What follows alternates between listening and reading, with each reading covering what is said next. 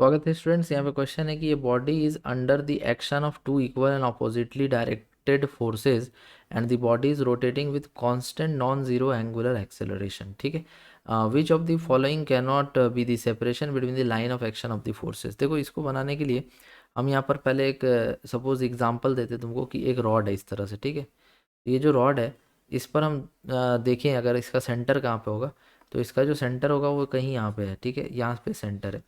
अगर हम इस रॉड पे दो इक्वल एंड ऑपोजिट फोर्सेस लगा दें तो नेट फोर्स तो जीरो हो जाएगा।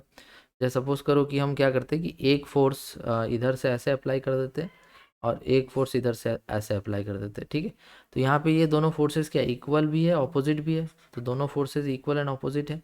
ठीक है, तो इस क्वेश्चन में बोला था कि टू इक्वल फोर्स होना चाहिए और ऑपोजिटली डायरेक्टेड फोर्स होना चाहिए। ठीक है भाई, बना दिया हमने, दो इक्वल फोर्स भी बना दिया और दोनों का डायरेक्शन ऑपोजिट भी यहाँ पे दिखा दिया है। ठीक है, अब हमसे पूछ रहे हैं कि ये रोटेट करेगा। ठीक, तो क्या यहाँ पॉसिबिलिटी दिख रहा है रोटेशन का? हाँ, तो रोटेशन का पॉसिबिलिटी यहाँ पे दिख रहा है क्योंकि ये एक्सिस ऑफ रोटेशन हो जाएगा और इससे डिस्टेंस यहाँ पे मान लो कि ये आर है और ये डिस्टेंस भी आर है। ठीक है, तो ये भी टॉर्क लगाएगा, पहला वाला टॉर्क हो जाएगा आर इंटू एफ और दूसरा वाला टॉर्क भी हो जाएगा आर इंटू एफ।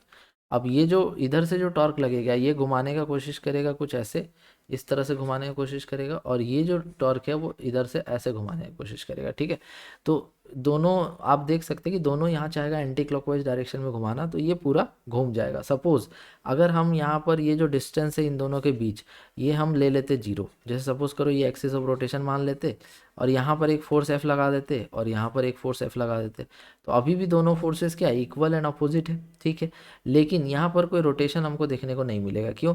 क्योंकि ये जिस पॉइंट के अबाउट घूमना है उसी पॉइंट पर ये दोनों फोर्सेस यहाँ लगना चालू हो गया, तो ये कैसे घुमा पाएगा? इस पॉइंट के अबाउट टॉर्क दे पाएगा? नहीं दे पाएगा। तो इस वजह से यहाँ क्या हो जाएगा, नो रोटेशन, बट इसमें होगा। तो अगर आप चार ऑप्शंस देख रहे हैं तो इसमें से चौथा नंबर आपको समझ में आएगा कि ये इसका सही है, क्योंकि अगर इन दोनों फोर्सेस का बीच का सेपरेशन क्या हो गया, जीरो हो गया, तो यहाँ पे रोटेशन नहीं होगा। लाइन ऑफ एक्शन के बीच का सेपरेशन जीरो हो गया तो रोटेशन नहीं होगा। लेकिन यहाँ पर देखिए इधर से यहाँ तक का सेपरेशन मिला है, चाहे ये 1 हो, 0.4 हो या 0.25 हो, इन तीनों केसेस में रोटेशन करेगा। बट इस वाले केस में क्या होगा, सेपरेशन लाइन ऑफ एक्शन के बीच में क्या हो जा रहा है, जीरो, तो इस केस में रोटेशन यहाँ पे नहीं हो पाएगा। ठीक है, तो इस क्वेश्चन को इस तरह से बनाना था। Thank you.